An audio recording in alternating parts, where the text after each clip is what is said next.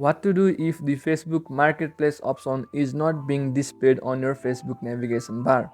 Hello everyone, welcome to the YouTube channel App Tutorial. In this video, I'll show you how you can fix the problem if Facebook Marketplace is not being shown on your Facebook navigation bar. It's a pretty simple process, so let's start. First of all, open Facebook and log into your account. As you can see on the screen, the fourth option is the Facebook Marketplace. As you tap on it, you can enter it. However, if this is not being displayed on your Facebook navigation bar, what you can do is tap on the three lines on the top right side of your screen, then go to this marketplace.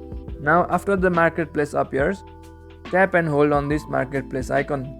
Then you will find the feature to pin it. Tap on pin to navigation bar. As you do that, the Facebook Marketplace will be pinned on your Facebook navigation bar. So in this way, you can easily solve the problem if Facebook Marketplace is not being shown on your Facebook. Well, that's it for the video. I hope you found this helpful. Make sure to leave a like and subscribe to the channel for further videos.